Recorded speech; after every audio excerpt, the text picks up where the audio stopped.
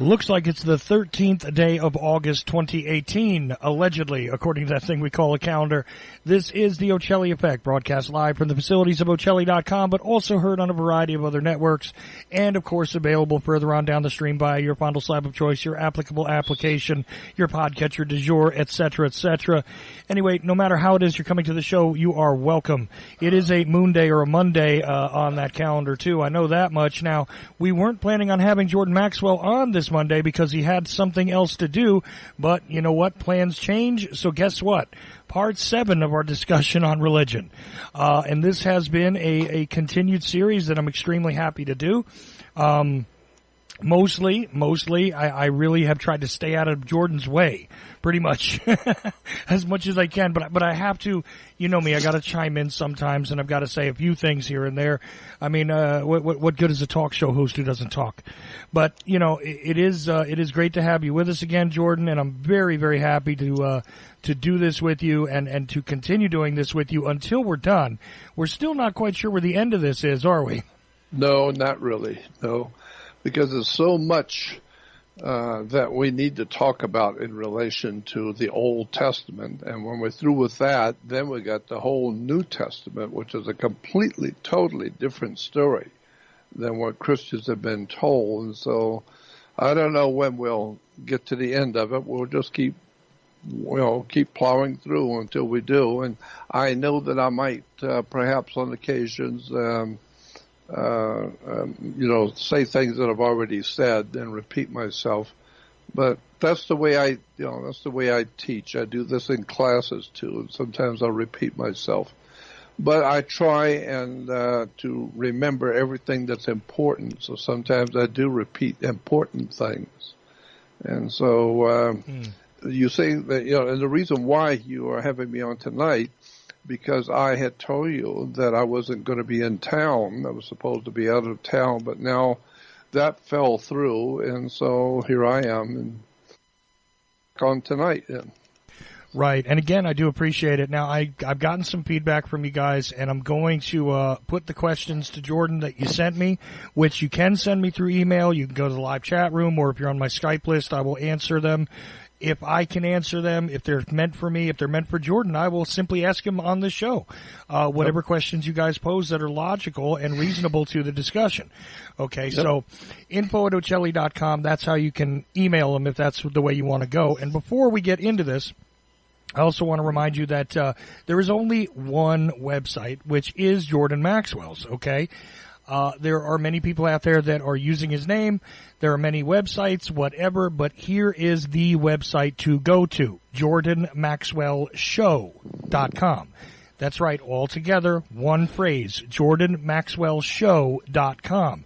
Now, when you go there, that is the only website which is Jordan's, but there is also a button where you can go into the Research Society, and this is where you can get much deeper into a great many topics, including the one we're discussing tonight, but believe me, it goes way beyond this.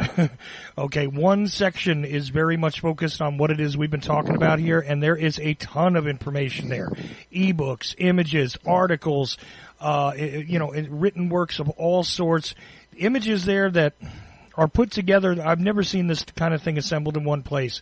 It's a way to go deeper, farther into these subjects, and I'm sure we'll talk about it a little more during this next 2 hours, or, well, a little less now. But either way, jordanmaxwellshow.com is the only website that is Jordan Maxwell's. Got it? Okay. Now, Jordan, did you want to start off with the listener questions? Yes, that sounds good. That'll get us going.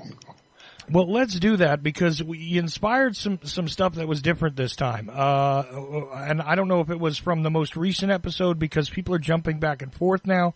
There's a playlist on YouTube which has all of the episodes that we've done. All 6 parts are up there. Part 6 was actually split into 2 parts because I wanted to give it the best sound quality. I thought it was actually the best show that you have put out of this series, and I wanted to make sure people heard every single thing with drop of a pin clarity. So, well, I appreciate it, and thank you. No problem. And obviously they're at my website, and if Jordan wants to make them available or put them up on his website, that's between him and his webmaster, but I will always make this stuff as available as possible. Okay. So, some of these questions came from some weird spots. Now, of course, we got a few people who were complaining, why are you picking on the Catholics, and why is it that you're supporting a devil worship think and this kind of thing? And it's like, listen, there's no devil worship here. I tried to explain that in the last episode, so I guess you didn't hear that. But yeah, well, I can clarify that again. I don't mind. We can. I have some comments about that if you'd like to start off with that. Well, we could, but I'd rather get to the people that are actually thinking about what you're saying and hearing it.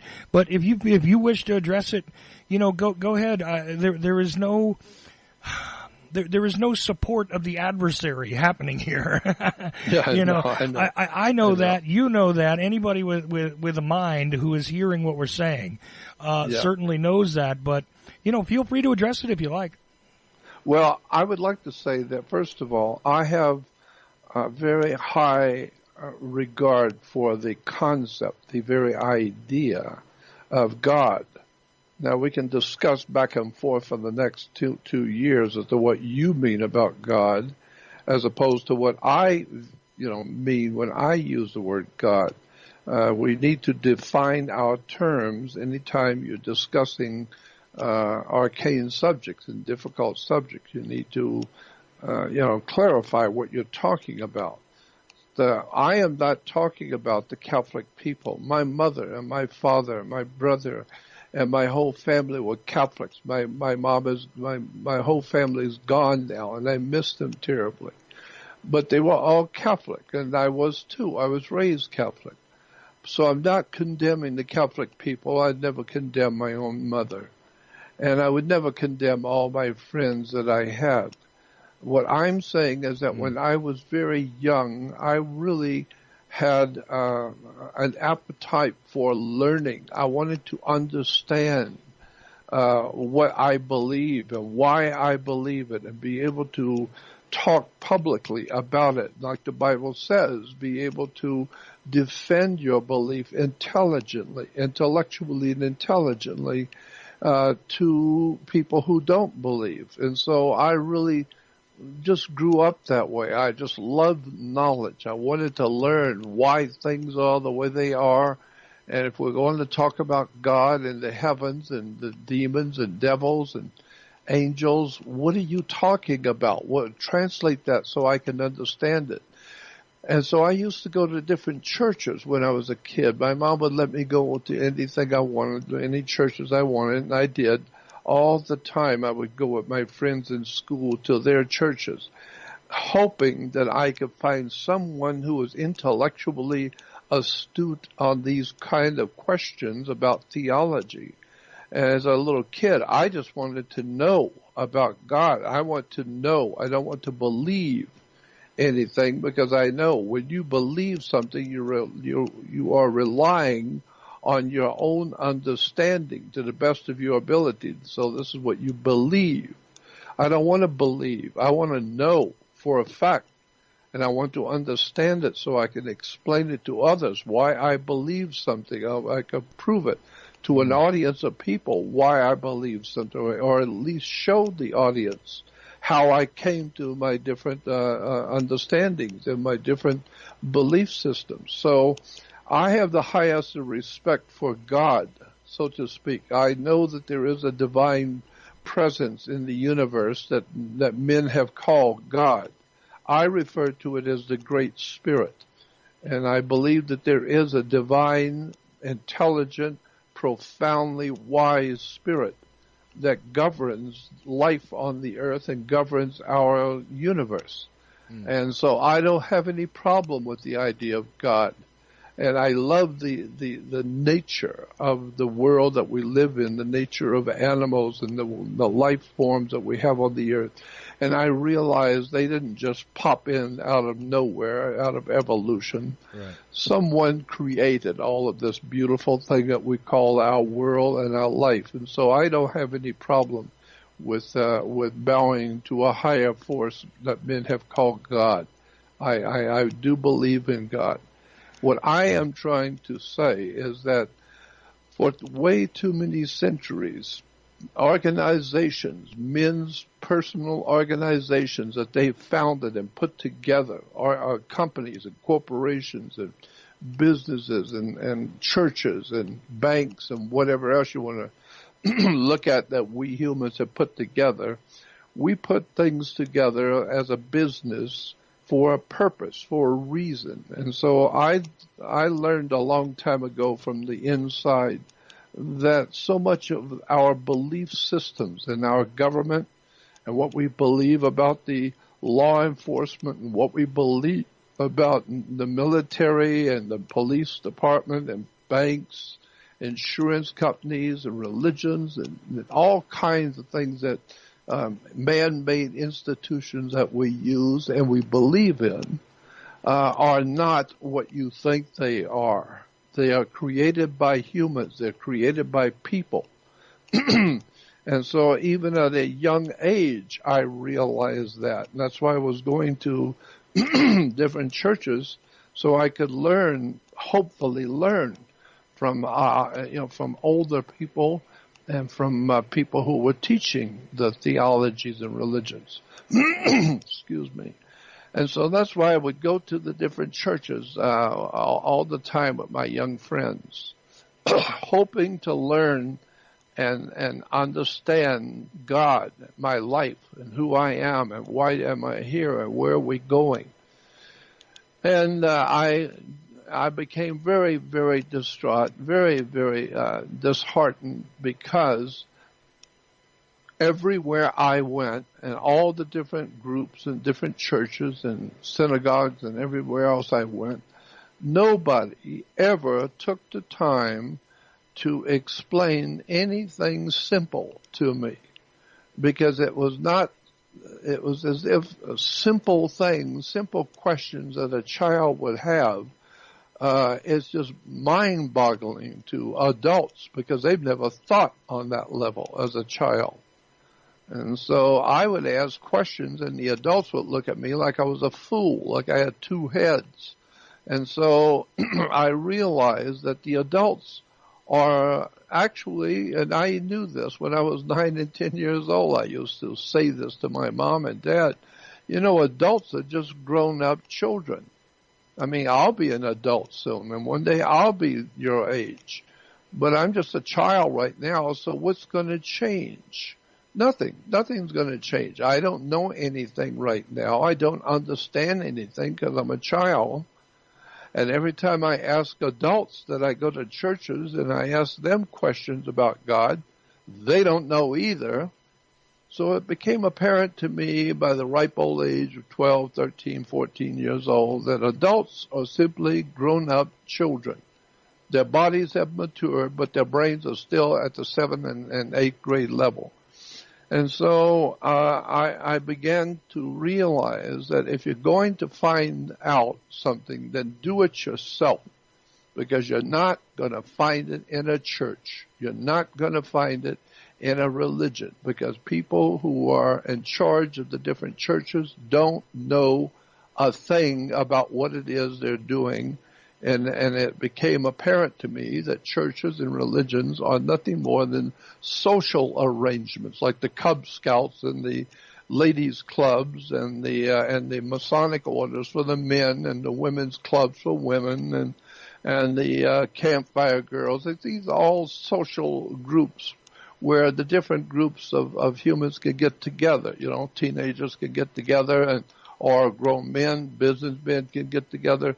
And so I realized that all the world is made up of associations where people get together of like mind, people who like a particular, a philosophy or particular belief. They all hang out together, and people who belong to a particular church or belong to a political party, they all hang out together.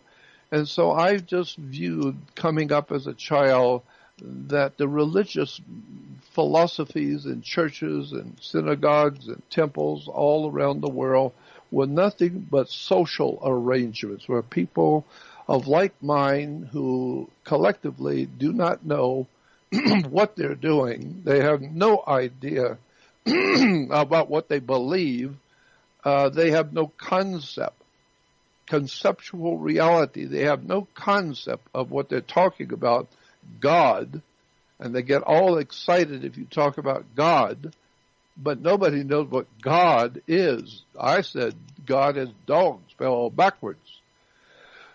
And so I realized that the whole world is lying in ignorance everywhere I go. And then as I grew up, I grew older and began to lecture on these subjects that I was reading and studying 24 hours a day when everybody else was on skateboards and going to football games in school.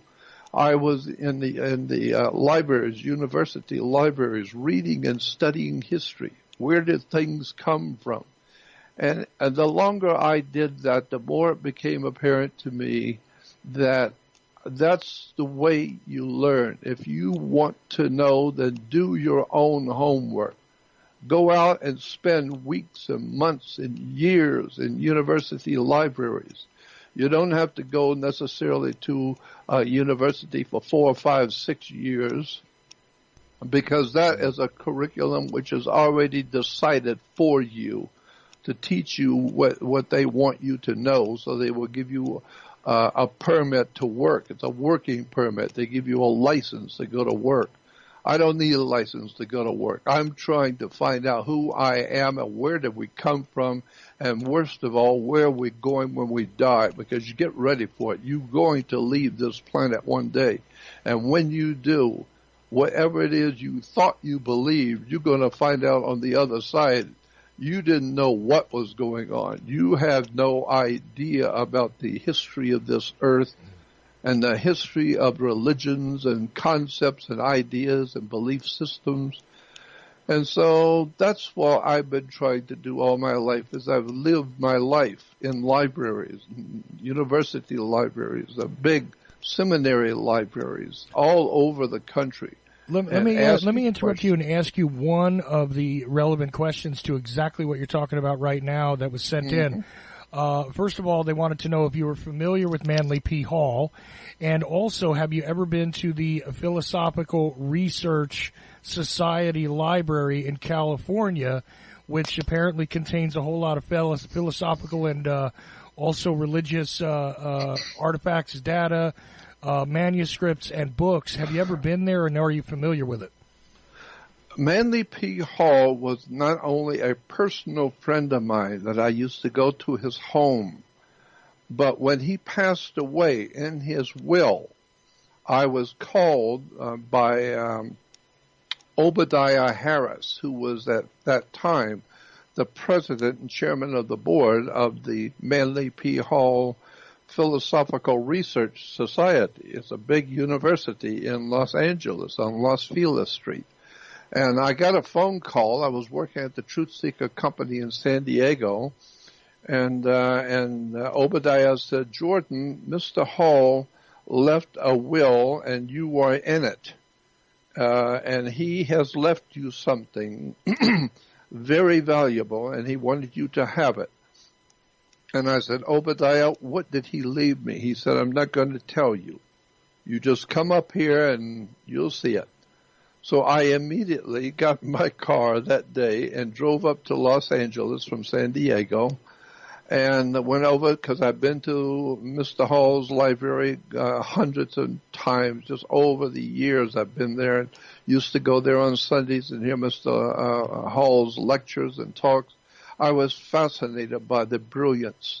This is what I've been looking for all my life. Somebody who had the answers.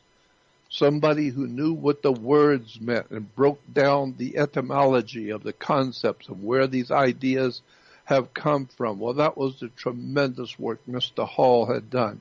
And so when I got there to find out what he had left me, in his will, Mr. Hall left me all of his research volumes. They were his research journals.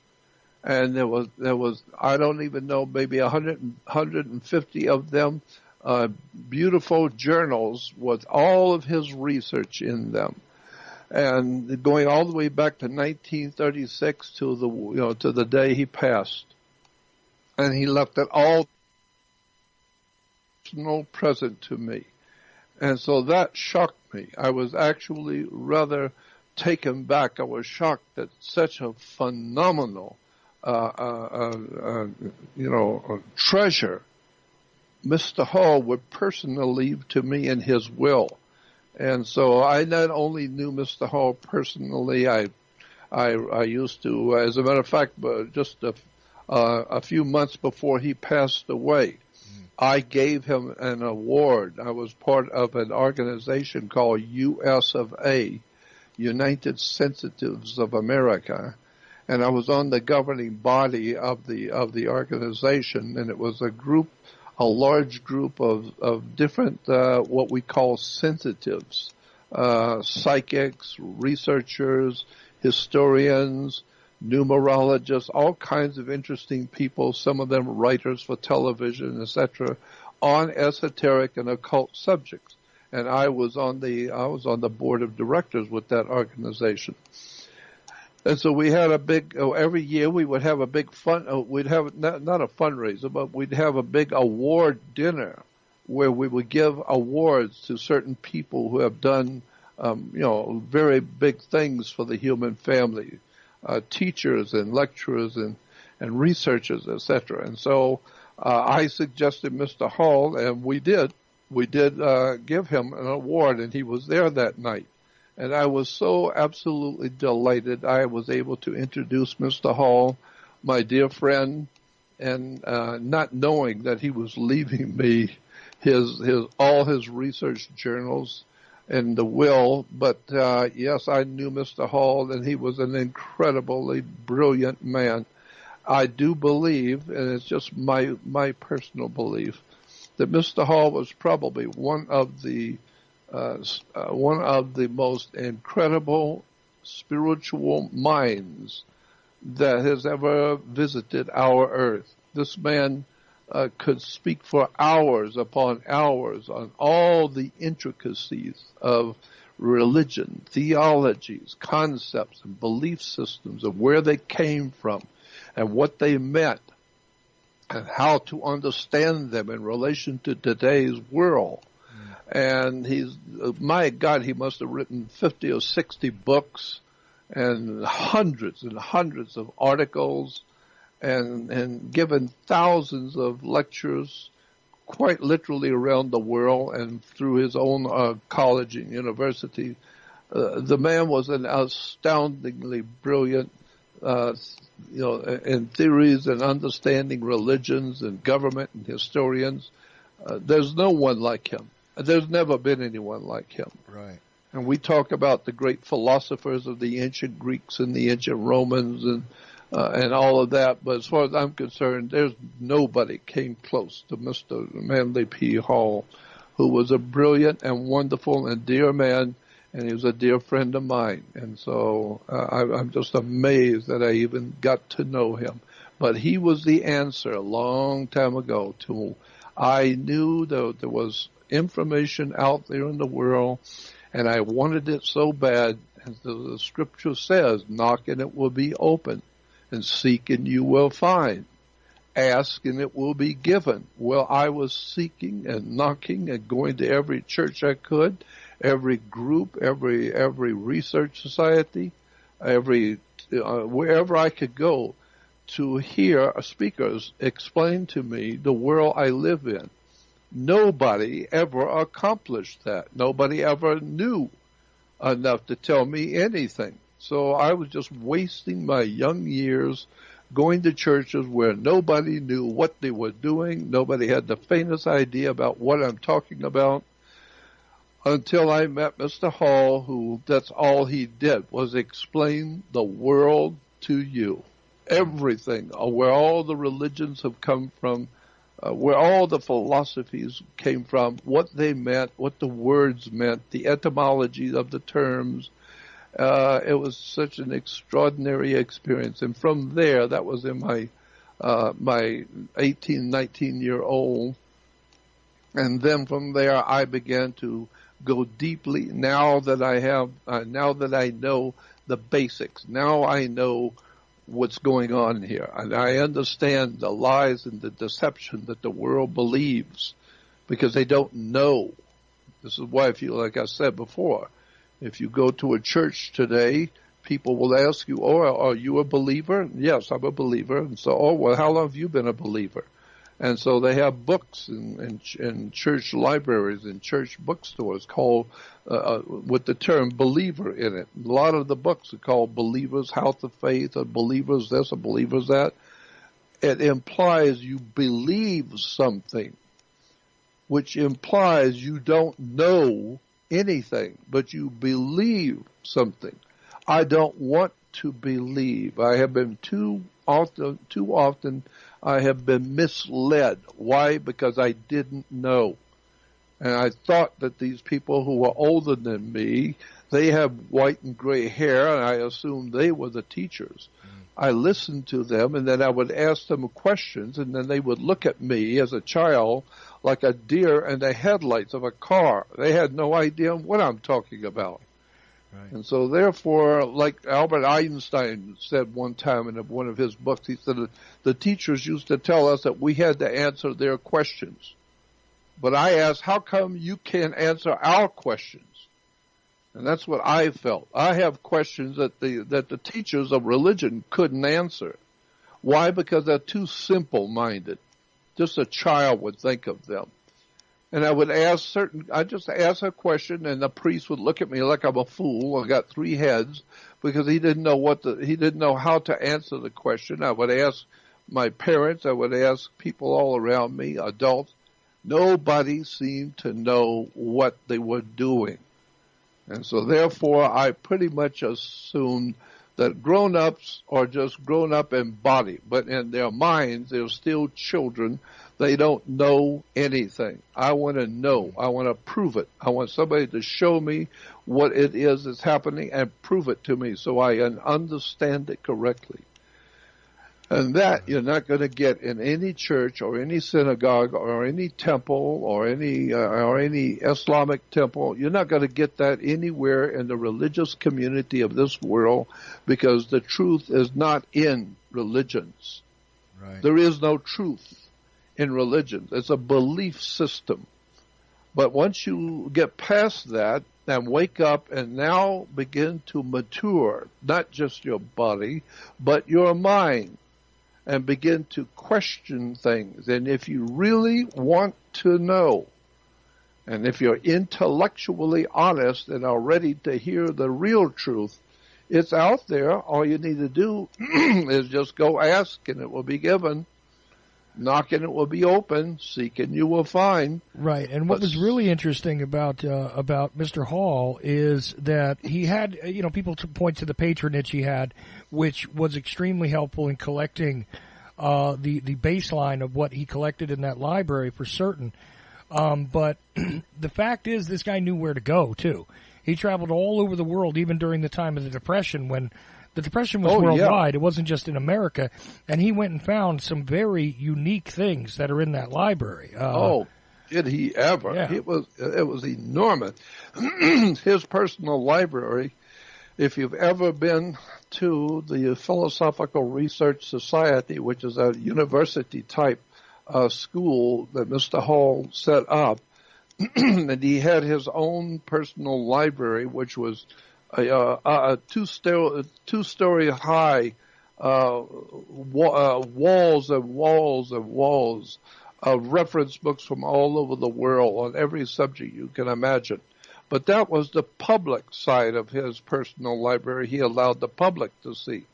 But if you go behind the scenes, he had another library at PRS that nobody gets to see. And it was his personal library, which is, again, filled with walls of massive volumes. And there was I couldn't think of a subject that asked him that he could not sit down for 90 minutes to 2 hours and explain it in minute detail and show you exactly where things have come from, exactly what the words meant in the ancient Roman Empire as opposed to the Babylonian Empire, and what these words and terms and ideas and phrases that you hear today in religions, where they actually came from. And they don't mean what you thought they did. And boy, when I started waking up to the fact that, man, there has been a world of knowledge hidden from the human family. My God, how much that you don't know, that you've never been told, that is overwhelming and obvious when somebody finally shows it to you. They finally sit you down and say, are you ready to hear the real truth? Fine. Here's where it really came from. Here's what you're actually talking about. When you're talking about somebody being anointed and you call Jesus the anointed, do you know what anointed means? Where it came from, the etymology of not only the word but the concept? It goes back to sex. It goes back to sexual connections between humans. It's called anointing. And then when you get into all of the different stories in the Old Testament, basically boils down to sex and drugs, alcohol, and business and corporations and laws. And my God, what an education it has been for me for the past 60 years of peering behind the veil of the darkness that we call world religions. Mm. It's an extraordinary story. Absolutely, and I want to blow your mind. I want to add in another question, which has something to do with behind the veil a bit. Now, I've cut this down from a much longer email to get to the core of the question, but they've asked a great deal about the reality behind Freemasons and the idea that in order to join the Freemasons you have to believe in a higher power of some type, and there's a lot of dispute and discussion about this and all that, and it's a very long. They gave me like 4 or 5 paragraphs before they got to this question, and they wanted to know really about Sirius, the dog star. Now, of course, I think back to just what you said a few minutes ago regarding how, the dog star and, well, God and dog, you just flip the words around and there you go. You got the same thing. But here's what the question is. At the highest levels of the Freemasons, what God do they worship? Because it appears as though, from their research, that it has something to do with the star Sirius. So that is what they're asking, and then there's a follow-up question that goes along with this, and I'll give it all to you at once, and you do with it as you like. Okay. Were Christianity and Judaism created by secret societies to control the poor, and is it not simply mind control to keep the masses docile, effectively?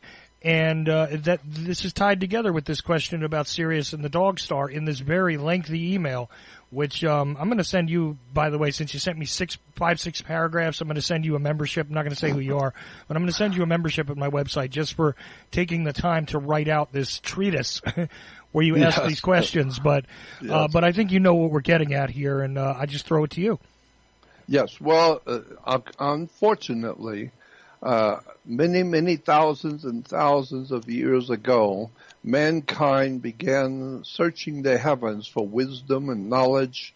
And like Mr. Hall said, they weren't looking to learn about, they were looking into the heavens to learn from the stars. They were looking at the stars and the constellations and the sun and the moon and trying to figure out where did these things come from.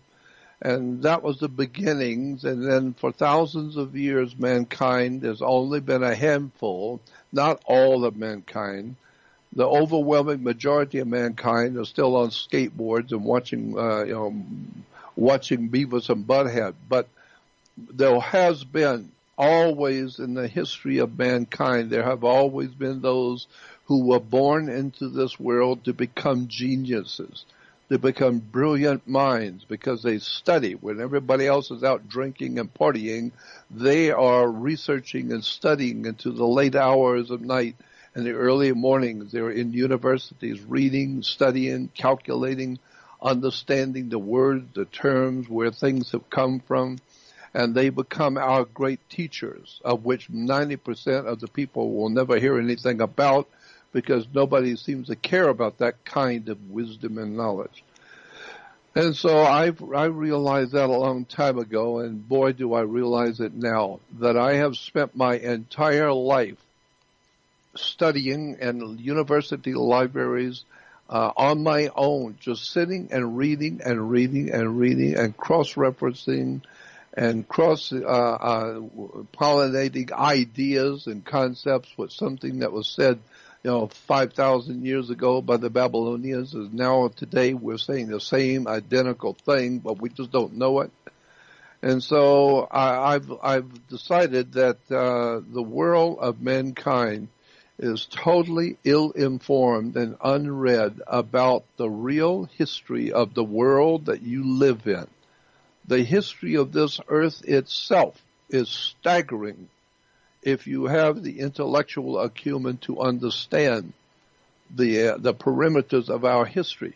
We have artifacts which are known to be handmade artifacts, which are found in the earth in such a depth in the earth that all the paleontologists and archaeologists all agree that at that depth, that far down into the earth, the strata is at least 3 to 3.5 billion with a B, 3.5 billion years old strata going way down into the earth as furthest we can go. You're digging into the earth that's 3.5 billion years old, and yet we're finding handmade artifacts, strange and profoundly brilliant stuff. We're bringing up all kinds of handmade metals and rings and jewelry, and some of it having writings that we don't even relate to.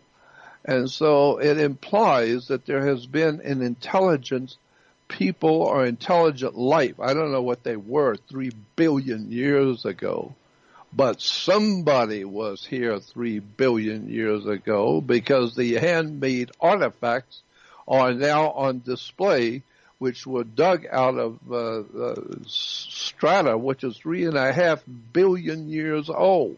So try and wrap your head around that. Try and wrap your mind around that. That life on this earth, intelligent life, and I do mean extraordinarily intelligent life, has been on this earth for 3.5 billion years ago. 3.5 billion years ago, there was highly intelligent creatures on this earth. I don't know if they look like us, but I do know that according to the science of today, we are now finding handmade artifacts in the oceans or beneath the oceans. When they're drilling for oil, they hit the bottom of the ocean and they drill into the bottom. They drill into the floor of the ocean, and as they're pumping it up, as the stuff comes up, they're finding handmade artifacts which are under the ocean floor. We have pyramids the size of the Great Pyramid of Egypt on the Atlantic Ocean floor, 10 miles north of the island of Bimini, in an area called the Bahama Banks, is an enormous pyramid sitting on the ocean floor. And how many people know that? And better still, how many people even care? You better care, because there's something going on this earth that we haven't been told. And the reason why is because the people who are given this knowledge and know about it and are looking at this kind of esoteric knowledge, it's a big club and you ain't in it. Right. And this is what George Carlin was talking about, when you find out how much you have not been told because your masters who believe that they own you. They have actually framed mischief by law. They have actually created laws among themselves, and those laws that they created say that they own all the poor working class people of the world. They own your body, and they put you on their stock market. And so the people who run this planet are not about to tell you nothing. They don't figure you're smart enough to understand it, and you're just getting in the way anyway, because with your IQ, you wouldn't understand it anyway, and that's not what you're supposed to do. You're supposed to crawl on your knees and pay your rent and go out and enjoy your beer and your pretzels and your ball games and your football and your tennis ball games, and go out and play games with a ball and stay out of the way of the people who run this planet. Right. The Rockefellers don't care a damn about you or your family or the Rothschilds or any of the other international banking elite or the people who are the real powers behind the governments of this world. Don't ever think that the President of the United States is the most powerful man in this country. He is not. He merely represents. He's a president of a company. He's not the owner of the company. Right. You better go back and find out where your country came from and who is running this planet behind your back that is keeping you ignorant, ill-informed, and unread so that they can easily manipulate you into doing whatever they want you to do. So you're only good for one thing. If they need you in a war, they need some warm bodies to send over in a war, good. War is good for business, so you need to invest your son. So I'm just saying that if you wake up and find out that the world you live in is not being created by the God you thought was around you and thought that God loves you, and then you find out you don't even know what the word God means. And when you look at this word Sirius, the dog star, first of all, this is where we get our word sir. So in the military, and when I was growing up in the South, I always learned when talking to adults with yes ma'am and yes sir. Sir, S-I-R, comes from Sirius. So therefore the pharaohs of Egypt were said to have come from Sirius. Yes sir, no sir, military. And so there is a whole militaristic presence on the earth, which I have talked about before, where all the armies of the world always march the same.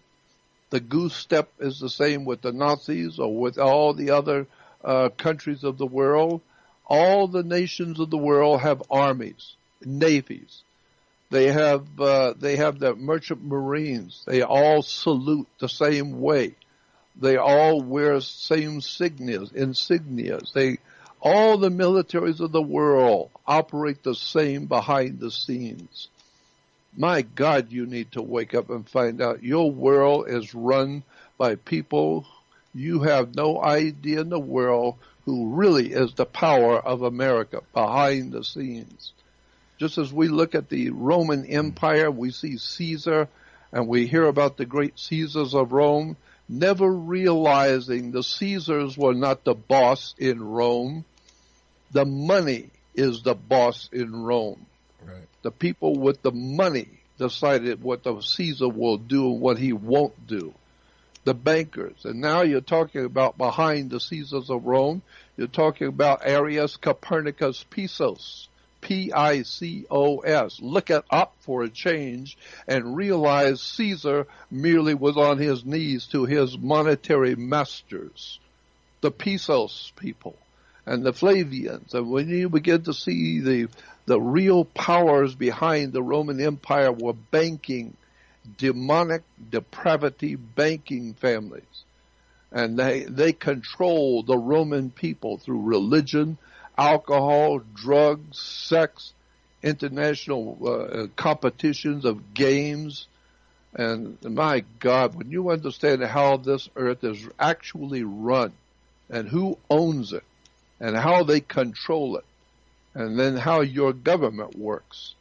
And you got two parties, Democrats and Republicans in America, and we call them left wing and right wing. Why do we call the two parties left wing and right wing? That's because an eagle only has two wings. That's why the American eagle, the bald eagle's on the American $1 bill. If you look on the back of a $1 bill, you'll see an eagle with two wings, left wing and right wing. And you will see he has 9 tail feathers, which is the Council of 9. Most people have never heard of the Council of 9, but you better go back and start doing some homework and find out the secret societies that founded this country and that financed this country's wars throughout the world and who they really are and what you are doing here, because you don't know you have no idea in the world where this world has come from, where it is now, and get ready, because it's going to go where it was already designed to go. So it's an incredible story of betrayal of the human family. Oh, absolutely. And look, there's just a couple other questions here. Two more that I want to dispose of. It's fascinating, though. The Bimini Road is something that is not really focused upon in many presentations. I know very little about it. But what was the term again? The Bimini Road. You were talking about Bimini, and so I only know about that structure that comes out, looks like a harbor underwater, and all that. I got to be honest with you, I'm kind of ignorant on that subject, but it is fascinating to me because I've studied a lot of Roman history. Now, when they talk about the different emperors and Julius Caesar himself, any of these people, you take a look at them raising armies. And there's never any mention by mainstream historians who funds these things. These things didn't happen for free. You didn't produce when you take a look at the phalanx that the Romans used, you had to manufacture shields. You had to manufacture these short stabbing swords they used, in order to use the Roman phalanx in battle. That cost money. All right, but notice, of course it did. And where did they get that money? And that's the same thing with Adolf Hitler. Germany was broke after the First World War was over. Germany was actually broke, and it was said by the historians that every day, every afternoon, horse-drawn carriages would ride through the major cities of Germany and pick up the dead bodies on the streets that had just actually starved to death and laid down and died on the street corners, because they were broke. There was no money, food had no food, and people were dying. And so the horse-drawn carriages would go through the cities of Germany and pick up all the dead bodies who had died that day. And then out of that incredible, horrible situation of a massive country like Germany being totally broke and starving, Adolf Hitler comes into power out of nowhere in late 1920s. He comes into power and starts ranting and raving about, we should put an end to this terrible tragedy. And then all of a sudden he's being run for the chancellorship, and then he becomes chancellor, and all of a sudden he's building the greatest standing military machine the world has ever seen. Adolf Hitler built the greatest navy, the greatest standing army, the most well-fed, well-clothed, and well-armed military industrial complex on the face of the earth. And nobody seems to have ever asked a silly, childish question, where did he get the money? Well, right. The funny thing is that a mainstream historian will try and explain to you that it was Fritz Tyson who funded the Third Reich's military machine. Problem is that the machine that Hitler built cost way more than Fritz Tyson had. No, I'm serious. Mathematically, it's impossible for Fritz Tyson to have funded what would have been necessary to do all the things that Hitler did. It's not there. We say that Wall Street is a classic example. Wall Street did this and Wall Street did that, and Wall Street funded this and that.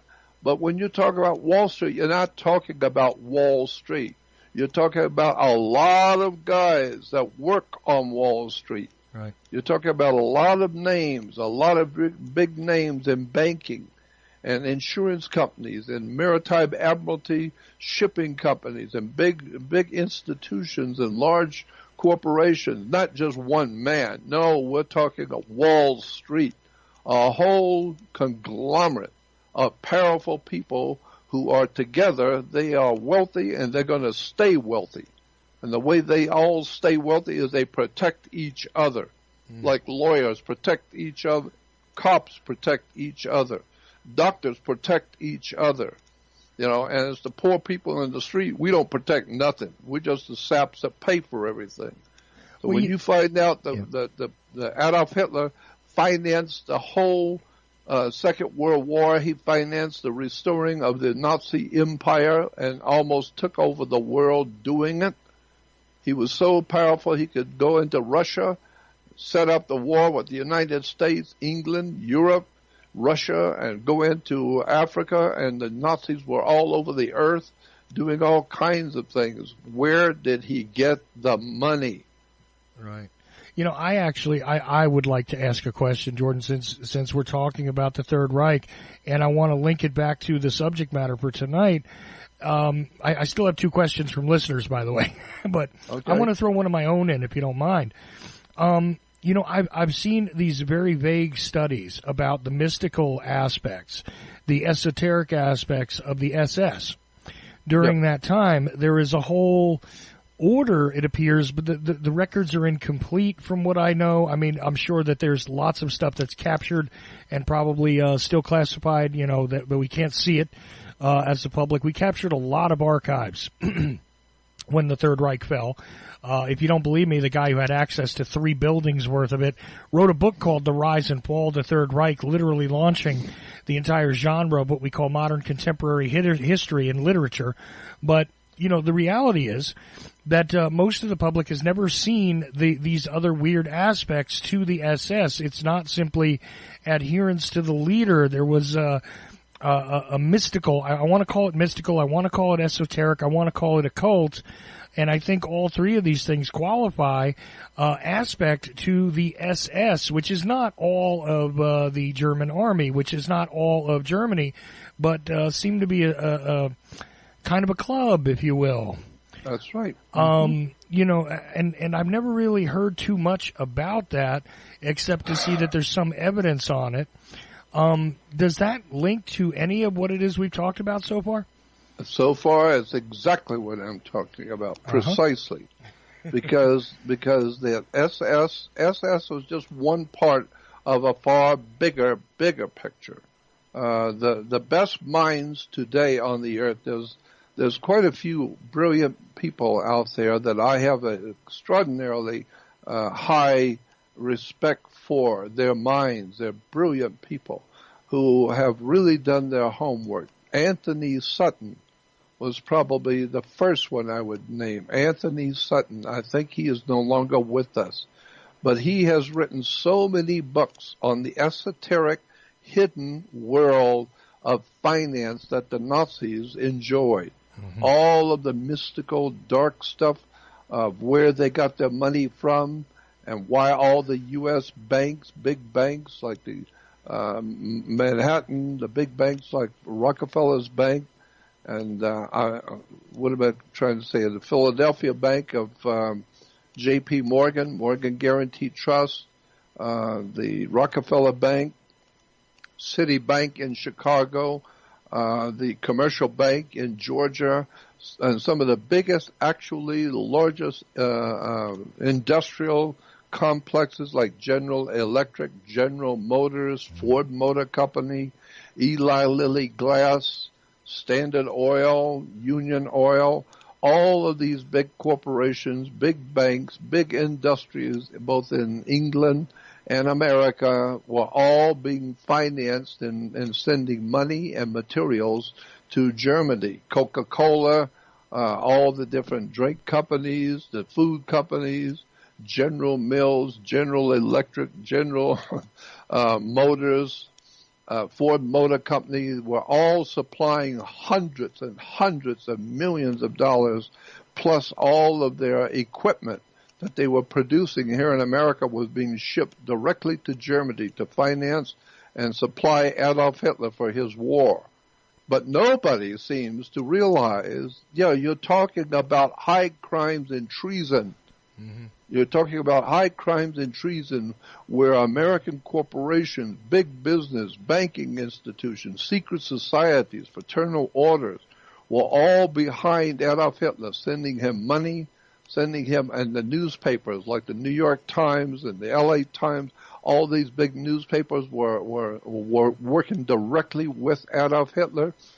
I mean, they even have a property out here in Southern California where Hitler was going to live. Once he took over the world, he was going to live and run the world from Los Angeles. And he has a big home that was here being built for him by the international bankers in New York, Chicago, and San Francisco, Bank of America, the Giannini banks.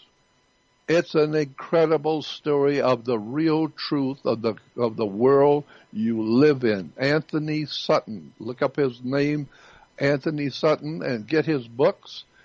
Also, living today as two brilliant minds on the same subject you'll need to know about is Joseph Farrell, Farrell.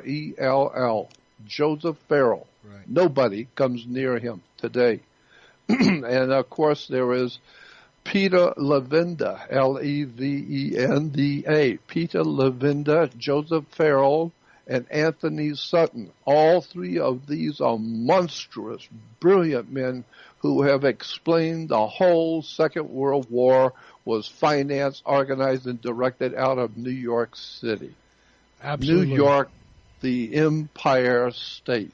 Well, right, and even we know publicly that people like Prescott Bush and other members of the board at, the First Bank of New York were all called on the carpet for trading with the enemy. That's right. During World War II. This is the truth. Yeah, that would be the grandfather of George H.W. Bush, the father of George H.W. Bush, the grandfather of George W. Bush. Yep. Certainly he was caught up in it, but the truth is that a lot of that is all American. It's really American-made. Even the eugenics programs, the concepts of eugenics, really American-born. Eugenics, the getting rid of the lower class of people for the New World Order, and all of that eugenics idea, that Nazism idea, was given birth to, not in Germany, not by Hitler at all. No, that whole idea was developed for New World Order, a whole new race of people, eugenics that would have a blonde hair, blue eyed, a master race. That was all dreamt up on Laurel Canyon in Studio City and Los Angeles. Up on Laurel Canyon, Mulholland Drive, there was a whole cadre of Nazis, brilliant German theoreticians who lived up in the hills, we call the Hollywood Hills. Go up Laurel Canyon till you hit Mulholland. You can take left or right, and there's all kinds of secret, brilliant people living up there, and they were there back in the 20s and 30s, living in the hills of Los Angeles, developing an idea for taking over the world out of Los Angeles, Studio City, and it was referred to as Nazism. And boy, when you find out who was financing the Nazi philosophies and ideas and how it's connected to the different religions of today, it's an incredible story that you'd have to take about 50 years of your life and sit and just read and study everything so that your mind can be wrapped around the real truth of the world you live in. Right. Now, believe it or not, we've gone through the first hour here with Jordan Maxwell, and I've just really asked questions that have either been posed in the chat room or have been emailed to me or whatever. You can drop more in there if you like, but I've got 2 left from you guys. We're going to take a break really quick, and I'll get to everything that we have time for, and if not, well, this series will continue, I guess. This particular episode 7 will be focused more or less on answering people's questions. And by the way, some people have dropped some links in the chat room to some of the individuals that have been discussed here, and some relevant stuff. One of the authors Jordan mentioned, there's it looks like a Wikipedia page. A few other things are on there, and you can also go in there and share information with others who are listening to the show, either live or later on. It doesn't matter. I will collect questions and always ask Jordan. We won't necessarily devote another whole episode to it, but looks like that might be what we're going to do tonight, Jordan, if that's okay with you.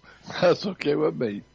But I enjoy this because, all of these things are linked together. See, somebody might say, why are they discussing the Third Reich on a religion special? Well, because the Third Reich was a religion. There you go.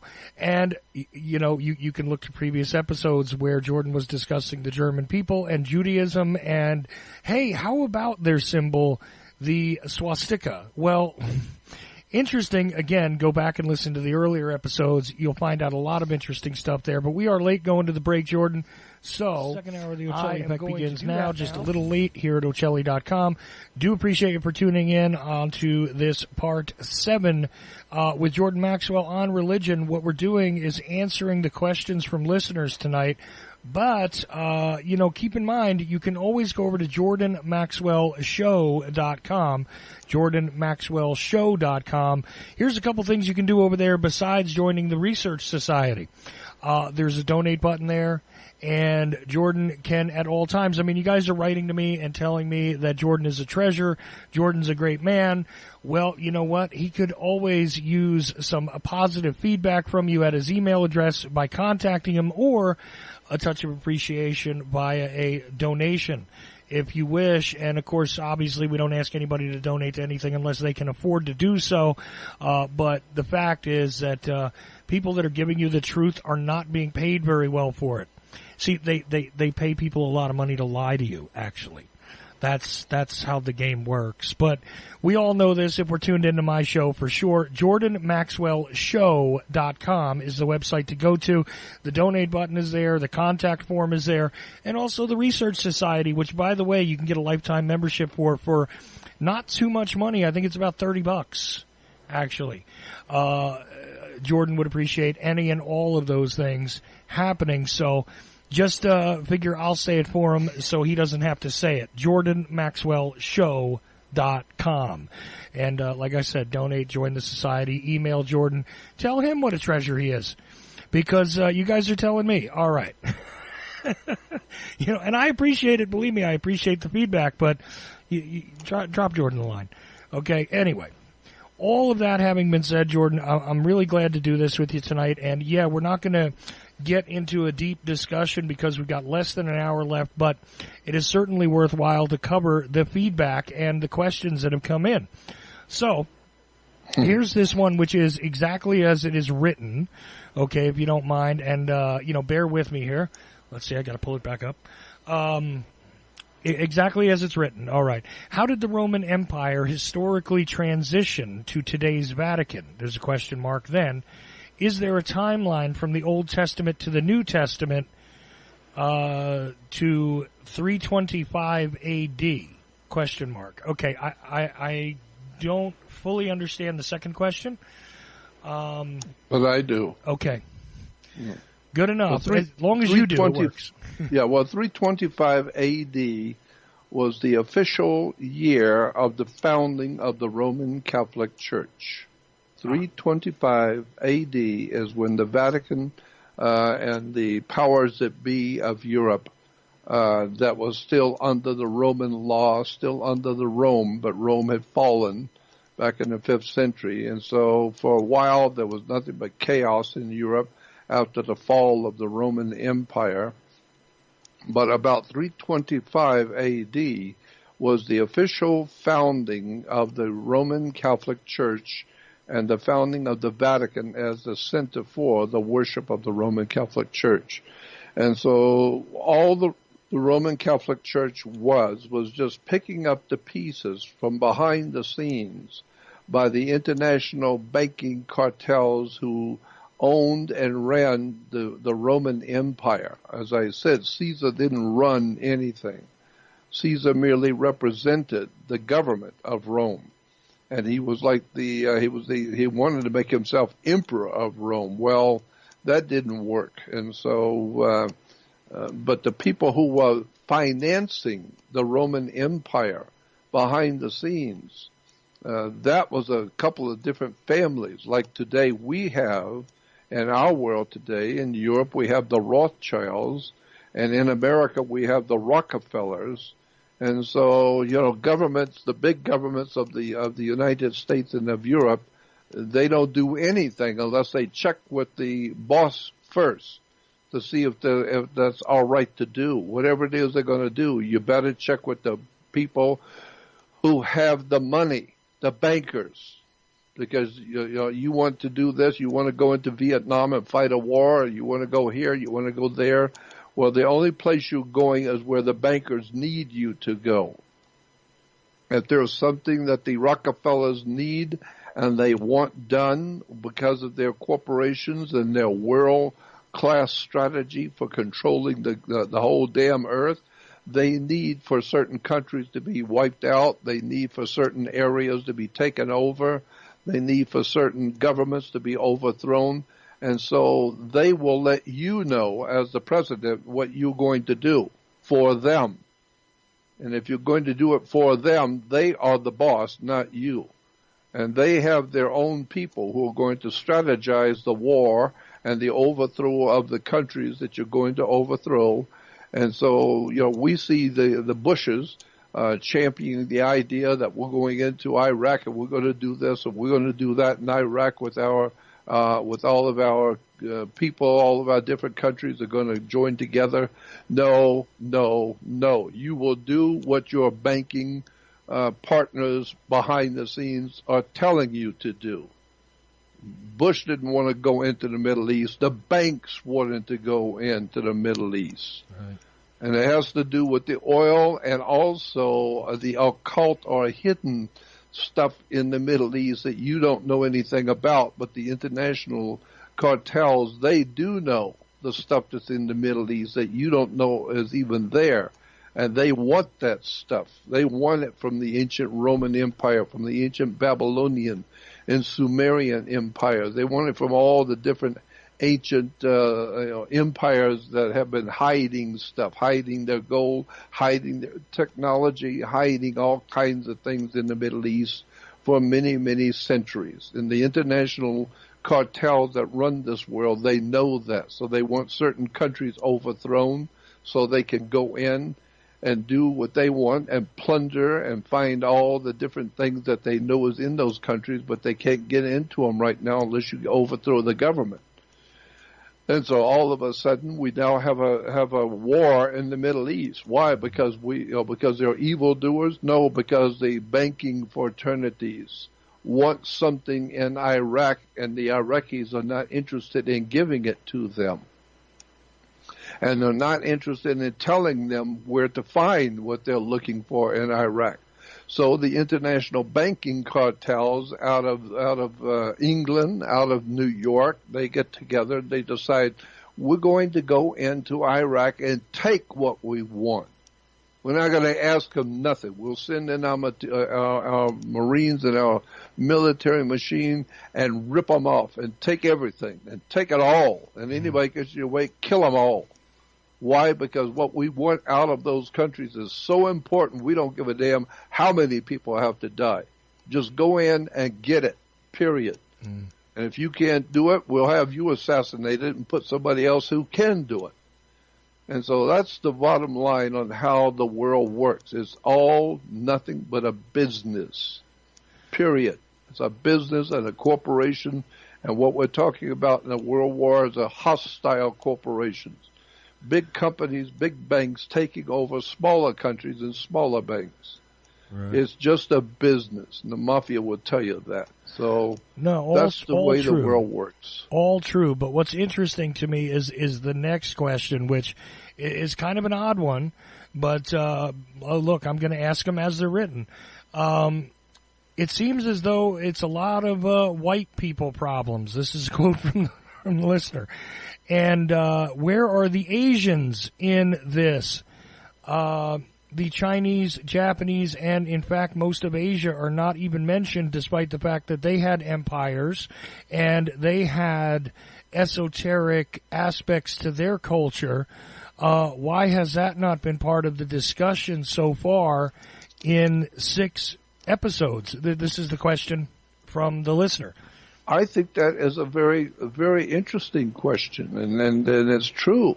The points that he's making, that there are some incredibly ancient and very powerful empires that have existed in the so-called Asian world, and some of it has bled over into the Western world, and great wars have been fought because of this.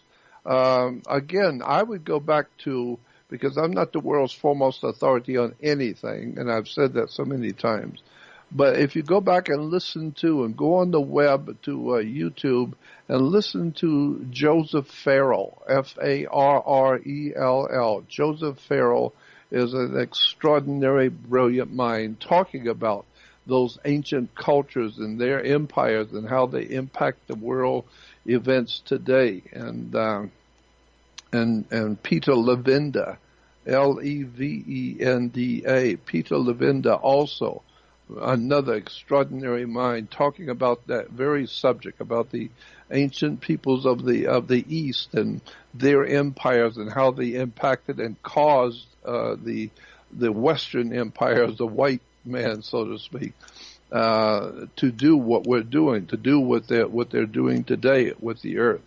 So it's a very dark question, very, very deep, and I don't think we have time to get into all of it right now. But it is a very good question, yeah, and there are some answers about it. There are some answers. No, certainly, and I think it's worthy of discussion and also a piece of rare discourse because nobody really talks about it. Yep. There's very few people. Joseph Farrell does. Boy, get him started on this subject, and he'll talk for hours about things you've never heard about the Orient. You know, I've been meaning to get him on this show too. Actually, oh, Joseph he's Farrell. sensational. But Peter Levenda is an interesting guy too because this is one of the more open-minded people that takes a look at this stuff. Sometimes he goes in some pretty odd directions, but quite honestly, he's uncovered a lot of different, very, very seemingly insignificant religious orders and groups of individuals that are brought together for esoteric purposes. Matter of fact, I think I learned about the Council of Nine through him. That's right. If I think back, I know Peter Levenda, and I've met him, and Joseph Farrell and I talk on many occasions. I will call him, or he'll call me, and we try and maybe connect at least once a month and chat for a few minutes about the latest stuff that he's working on. I just think it's an extraordinary well of information. Peter Levenda and Joseph Farrell. I don't have words to express my admiration for both of those guys because they are both extraordinarily wise and brilliant people. So the world we live in is very, very strange. And well, you know, part of the problem with this access to the knowledge about Asia, truthfully, is because of the language barrier. Yeah, of course. In a linguistic sense, it is near impossible to make direct translations between. I mean, you can translate one from the other, but you can't do it with a with a handbook. Yeah. It is something that can be done. I mean, James Corbett is a guy who can speak both Japanese and English quite well, but the fact is that this is not. It's not like learning Spanish, Jordan. It's not like learning German, because there are certain aspects to the language which make it a bit prohibitive for a lot of people to understand it. So I think that's part of the problem. But there are people who study it, and you bring up two very interesting names. So last question. Not sure where this one's going to go, but this is probably the oddest of all the questions.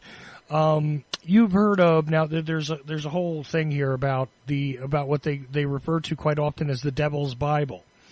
And I'm sure you've heard of it, Jordan.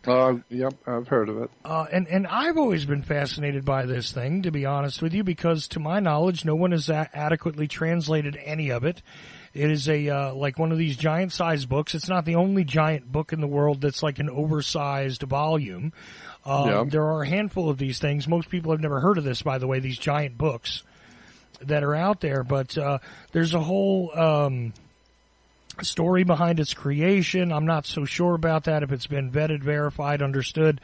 But basically, the listener wants to know if you believe that at some point other knowledge which has already been out there in let me read the question exactly here, sorry. Okay. Have other scriptures given us the knowledge but not yet the time to unlock secrets like the Devil's Bible?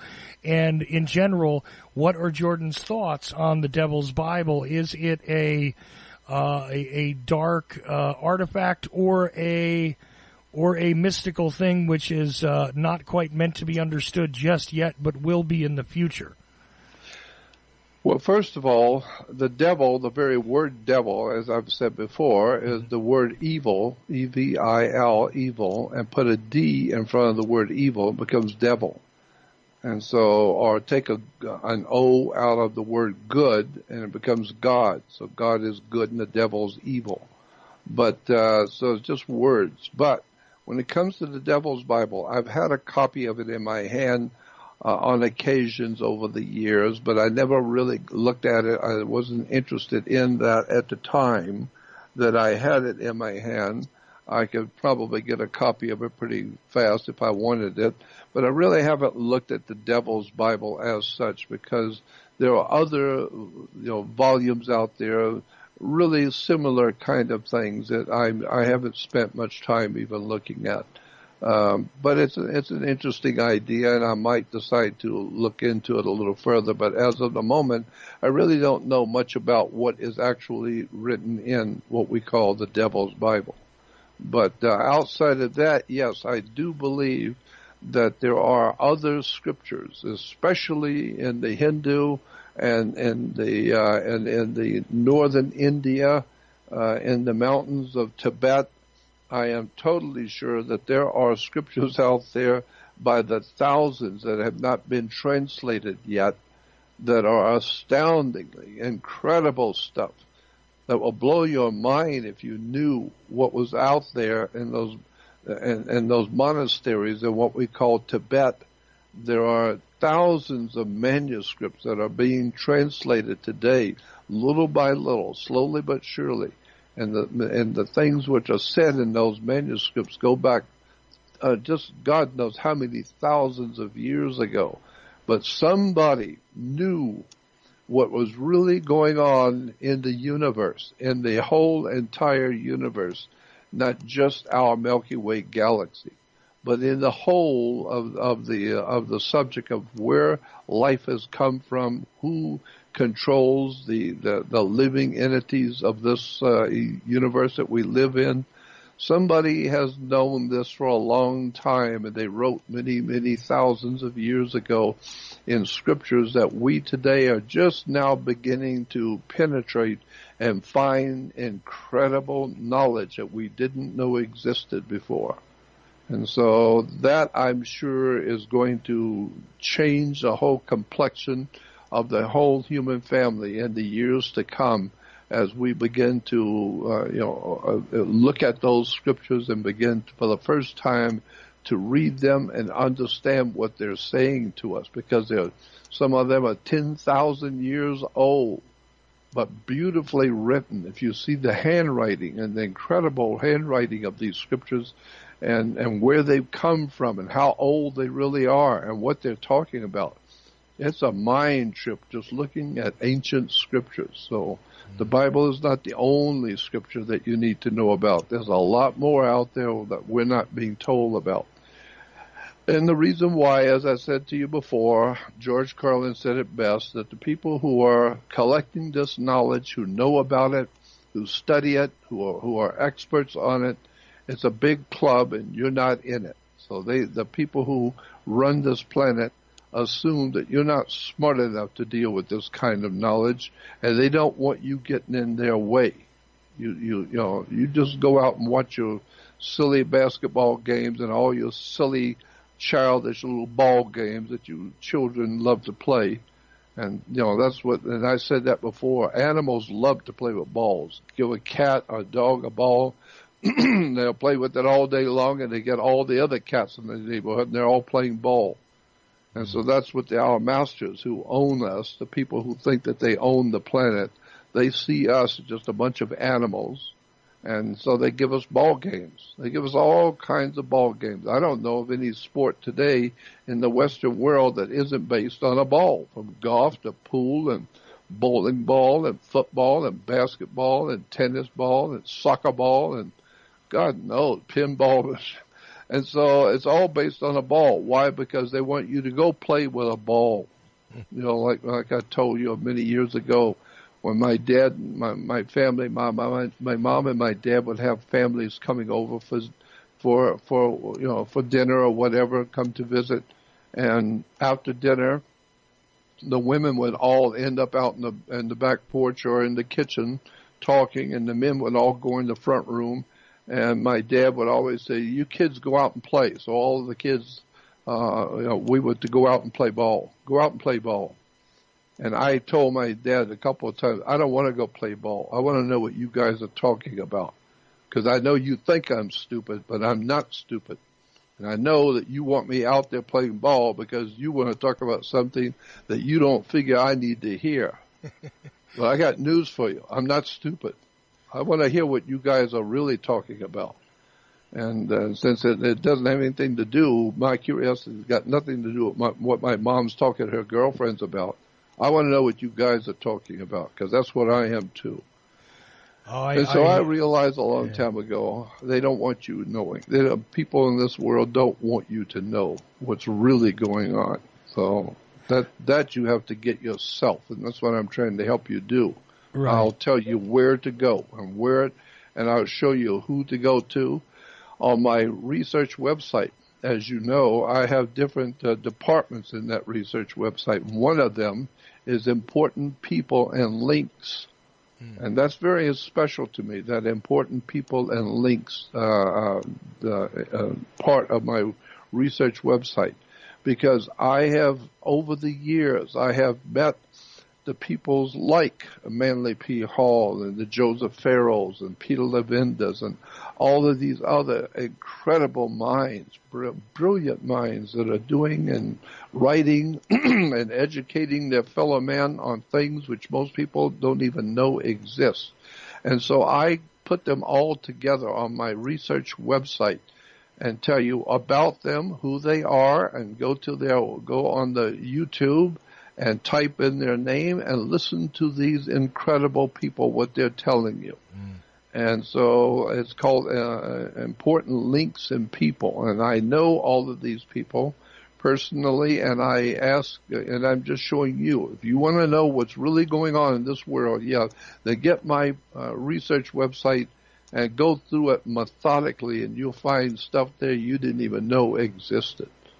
So that's what I do. That's what I'm trying to do, is educate my fellow man.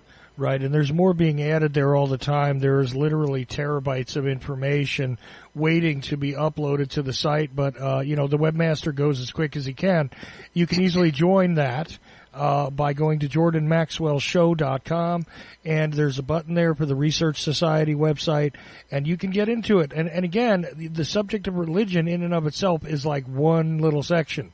And I don't mean little section in that there's not much in it. I mean it's one little section in comparison to the rest of what's happening there. A lot of images, a lot of information, a lot of, references to give you an idea of where to look for the information. But again, jordanmaxwellshow.com, that's where you start. That's the only website that is Jordan's. And like we said at the beginning of this hour, look, email Jordan. Throw a couple of bucks in for a donation. These things are also helpful. But obviously you can send him those messages about exactly how wonderful it is to hear from him and all that. I'm sure that Jordan would be more than happy to see them and probably write back to a lot of you if you send him emails. Yeah, because if you just go on as you said, my jordanmaxwellshow.com, but email me, because I live by myself in one room. That's the way I live, with one room with nothing. I don't have a big income. A lot of people think you're a big star, because you're known, so therefore it means you're very wealthy. Well, I don't own anything. I have no bank account, no credit cards, nothing. I live on donations in one little room by myself, and I wouldn't even have this room if it wasn't for my friend who gave it to me.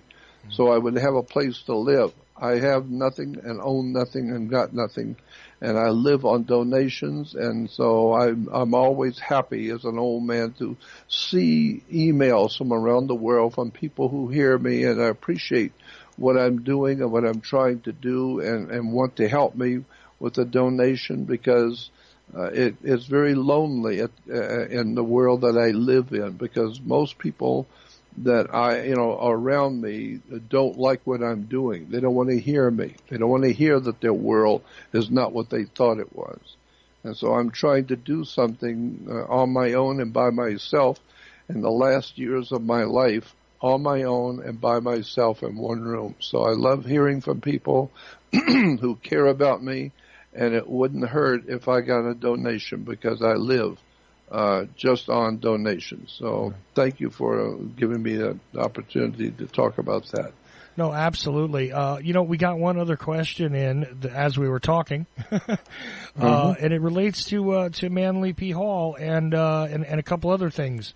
I'm thinking I know why they're asking this question, but anyway, I'll just give you the crux of it, if you will. They talked about Manly P. Hall and that he had. They asked if he had actually been an advisor to more than one president. I'm aware that Franklin Roosevelt, I believe, had actually taken Manly P. Hall's counsel.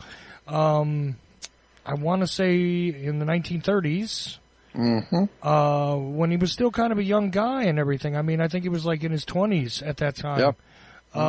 When Roosevelt had not only been supportive of him, but had also encouraged him and encouraged people to listen to what Manly P. Hall had to say. Why is because the President of the United States at that time was a lot of things, but stupid wasn't one of them.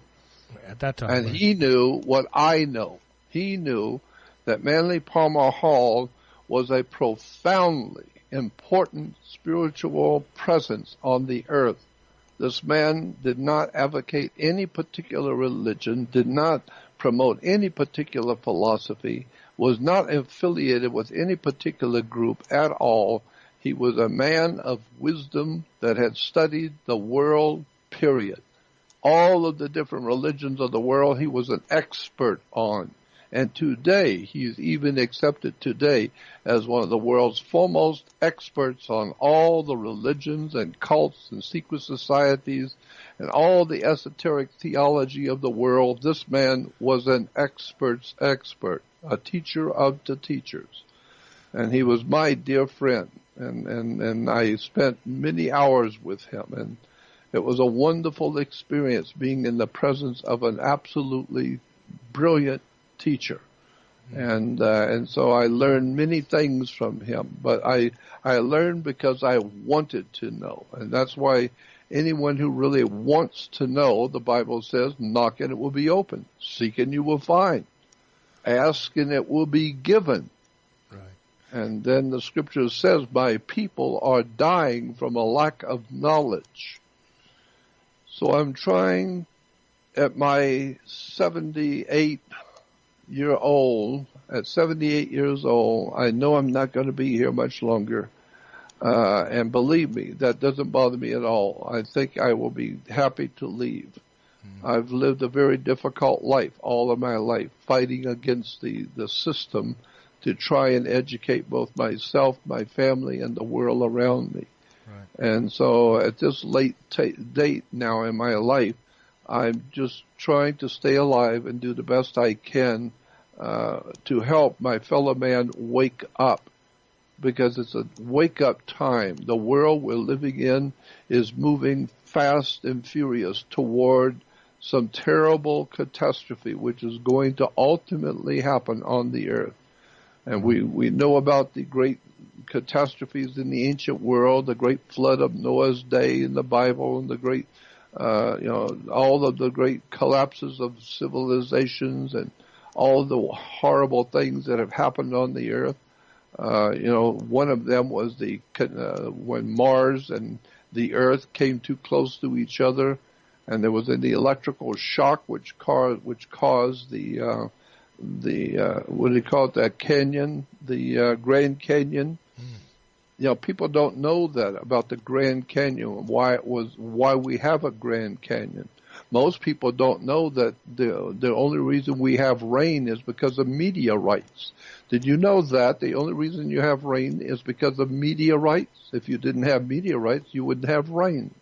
So many people just do not know how the world we live in works. I have been in the company of all kinds of strange and wonderful, brilliant people who are scientists, philosophers, astronomers, astronauts, all kinds of people, from the very highest to the very lowest. I've been in the company of extraordinarily bad people, very brilliant people. I've heard all the stories from all corners of the world, and there's a lot of things I can never tell you that I would love to have the world of mankind know before I leave the world. But some of the things I could say to you would be appalling to you, but it would also probably get me killed, and the people I would tell you about, that would get them in trouble too. So there's certain things I can't tell you about the world you live in. I wish I could, because I could tell you some things that would turn your hair white.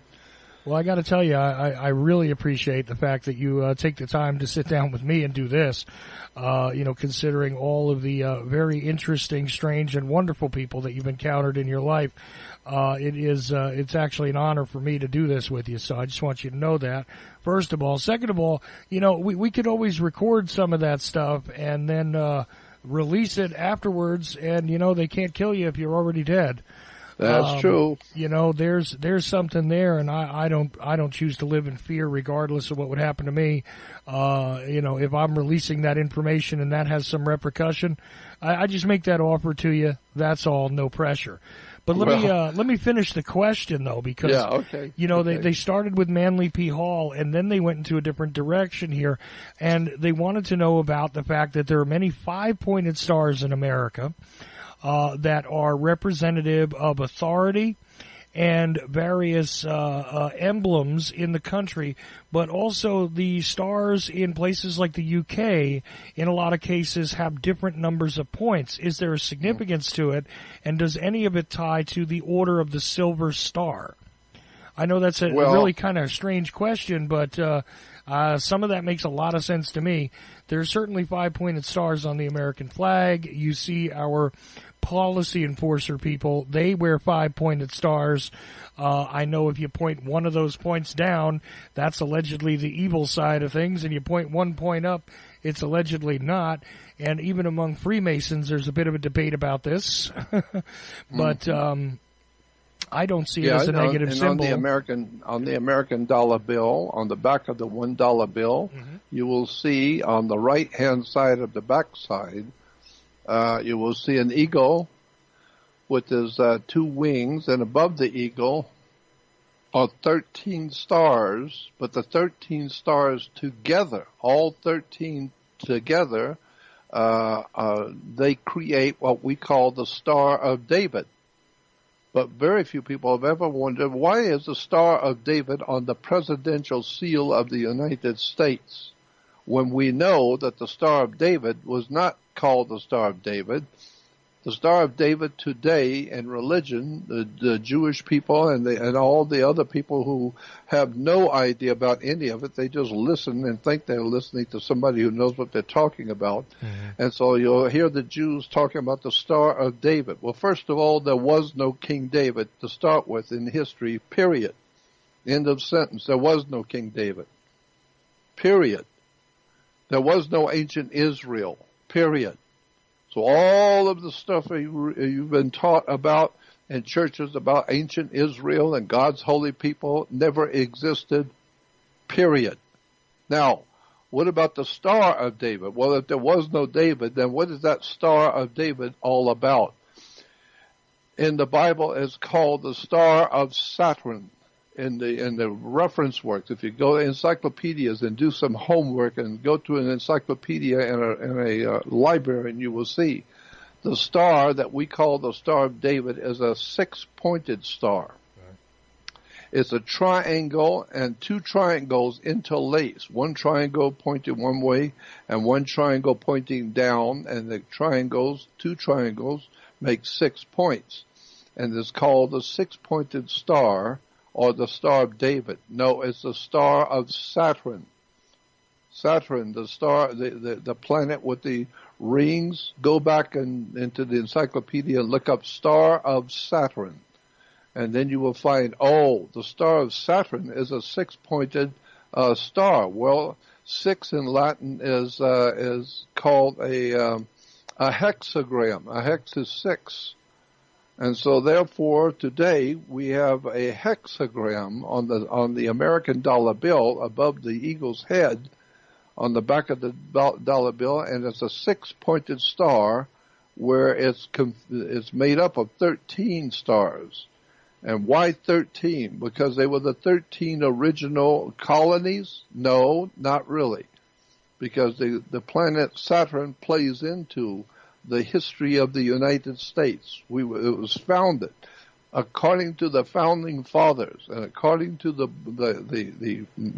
newspaper items and newspaper articles and magazine articles in the 18th and 19th century, especially in the 1770s and 1780s when America was being founded.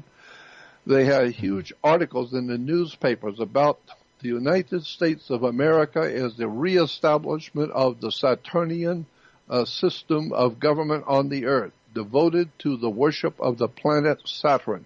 That's what the articles talk about. I've got all kinds of newspaper clippings and magazine clippings from the 1770s talking about the planet Saturn as the guiding god of the United States.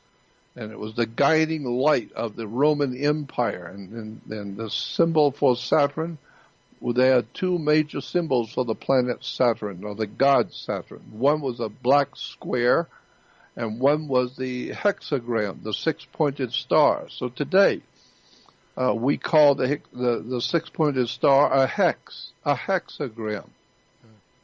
So when you hear the Jews talking about how they have been so mistreated over the years and thrown out of countries and all the persecution, it's because they are wearing a hex. The Babylonians used to on the ground, the ancient Babylonians would draw a circle on the ground, and inside the circle draw a triangle. And then they would draw another triangle over that one, pointing the other way. And now it's a six-pointed hexagram, or a Star of David, within a circle. Well, that's the symbol for Israel today. The old Babylonian star of the planet Saturn. Saturn is the god of the Jews today. The Jews worship the planet Saturn. And Saturn's star is a six-pointed star or a hexagram, so we can say today that the Jews around the world wear around their neck a hex. They have the hex put on them. They put it on themselves, and they're proud to show you that they have a six-pointed star, which for thousands of years represented a spell that is put on the human family. It was called a hexagram. And we today refer to it as somebody was put under, and we say it was a hex put on you. So they put a hex on you. Well, the Jewish people have a hex put on them. They think it's the Star of David because they don't know any more about it than the Gentiles do. And right. Gentiles don't know more about it than the Catholics do, and the Catholics don't know from nothing. And so when you start looking at the original Star of David, goes back to the planet Saturn, and the Jews today still worship the planet Saturn. That's their main god today, right? And their main god today is referred to as the Lord of the Rings. Right. Why? Because Saturn is the Lord of the Rings, and people were told, the old Jews were told to get married before their god, so they would wear a wedding ring. The women were told to listen to their god Saturn, so they wear an ear ring. And so we now know that this whole subject of Hollywood movie, the Lord of the Rings, is actually the worship of the Jewish god Saturn. And this is why Saturn in the old Phoenician Canaanite language, the word for the planet, we call it Saturn. But the way it was spelled in the old Canaanite language was Sabbath, S-H-A-B-B-A-T-H. Shabbat, S-H-A-B-B-A-T-H. Shabbat was the planet Saturn. And so today, if you're going to worship the planet Saturn, Lord of the Rings, you do it on a date called the Sabbath. So therefore, the Sabbath is nothing more than the worship of Shabbat. And Shabbat is the Babylonian word for, an Assyrian word for, the planet Saturn, the six-pointed star, the one who puts the hex on you. Wake up. The But world is not what you think it is. No, sir. There's a whole world of knowledge you've never been invited to know about. Absolutely. And you know, the other thing that they asked, though, was about the 5-pointed star. Yeah. Which, to me, I think it's interesting that the 5-pointed star has been called the flame. What do they call it? The flaming star. Right. There was, and Elvis Presley even made a movie about it many years ago. Can't remember the name of the movie. Something about the flaming star. And it was a 5-pointed star, which is all part of an esoteric understanding during the Middle Ages, when you have the man with the 2 legs, the 2 arms. I think it was Da Vinci that drew that. And it's been used continually in history. It's very simple. I mean, if you take a look at the Vitruvian Man, or if you just take a look at your own body and you understand that you extend your 2 arms. I mean, listen, you have a middle section, so does the 5-pointed star. The 5-pointed star has 5 appendages, so do you. That's right. So to my understanding about the 5-pointed star, this is a man. This is what this is. Now, you could say this represents the elements. You could say, and there's a lot of people that have utilized this in various ways.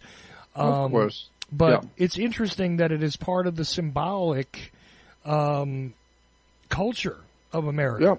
Yeah. Like I said, the stars on the flag. You want to talk about Hollywood? Well, we have the Walk of Stars, right, where we put people's names on the stars. That's right. Right?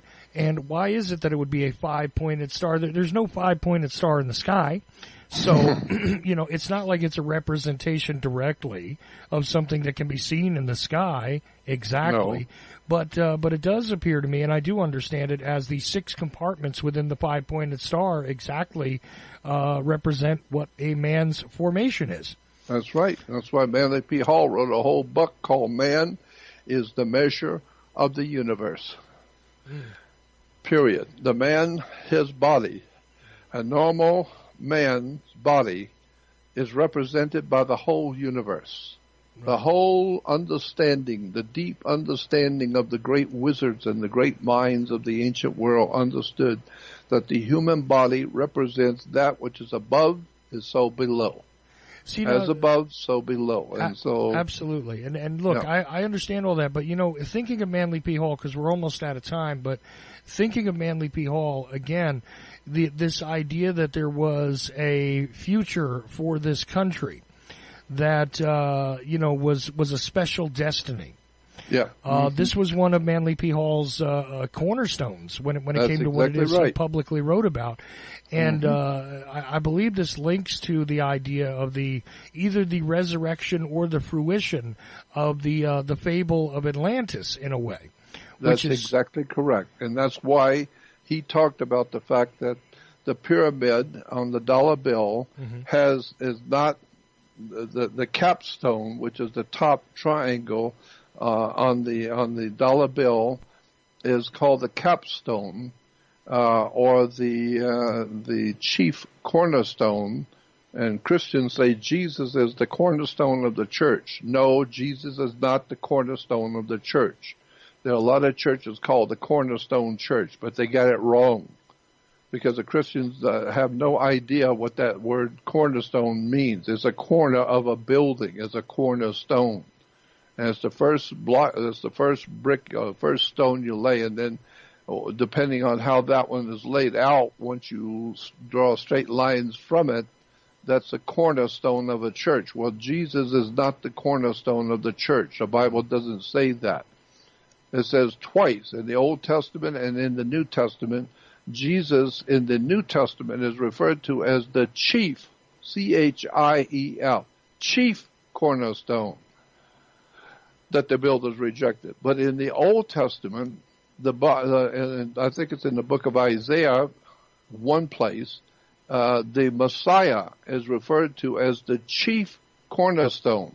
Not cornerstone, chief, C-H-I-E-F. Don't forget it. Chief cornerstone. And the chief cornerstone in the Hebrew theology, in the Hebrew Bible, if you take that word for chief cornerstone in Hebrew and go to a Bible dictionary and look it up, it will tell you The chief cornerstone was a symbol for Messiah, the Messiah of the Jews. And the symbol for the Messiah was a chief cornerstone, and it will tell you that's a triangle that sits on top of a pyramid. But it's not connected to the pyramid because it's above the pyramid. The pyramid represents the body of mankind. And that's why it's called a pyramid. Pyramid. Pyramid comes from two words. Pyra. P-Y-R-A. Pyra. Pyra is a fire, like pyromaniac, pyrotech. Pyra, P-Y-R-A, is a fire. And mid, M-I-D, is the middle. And so a pyramid means fire in the middle. Why? Because the fire of sexual generation is in the middle of the human body. It's a pyramid, fire in the middle. Get it? And once you understand that the fire in the middle is the creation of human life for the whole universe, between male and female, that causes humans to be here, is the fire in the middle, or the pyramid. Right.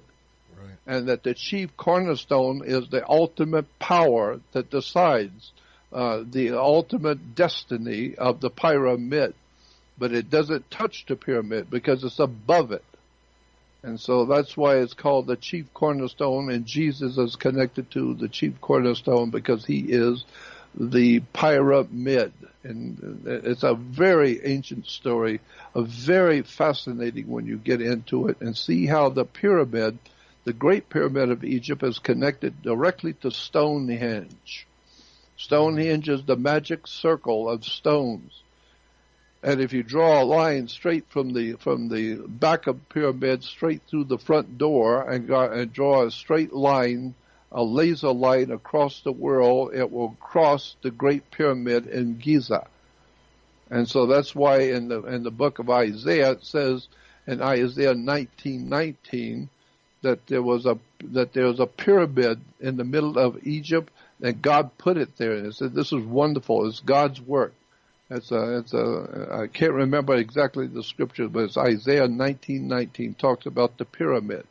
So just keep in mind when you go to public buildings, in restaurants and hotels and whatever, big public buildings, you will always see the men's room. The men's room is always a triangle, and the women's room is always a circle. The circle represents the Stonehenge, the female. And the triangle on the men's restroom in public buildings represents the fire in the middle, men. And the fire in the middle is in the middle of the human body. So you need to understand the dark secrets that's been hidden from you by the world's religions. They know all about the connection between the sexual generation for humans, the pyramid on the back of the dollar bill, and all of the dark sexual stuff that's going on today around the world. You really need to wake up and find out what the real truth is before you die. It would be interesting for you to find out what you don't know about the world you live in. Oh, absolutely. And that's what I've been trying to do, and that's why I have lost everything I own. I've lost everything. I have zero, nothing. Why? Because I have sought all my life for one thing only: wisdom, knowledge. Where do things come from? Why do we believe what we believe? What do they really mean, and where is it really found, and who started these different belief systems, and who paid for them, and where did the churches come from, and where did these holy books come from?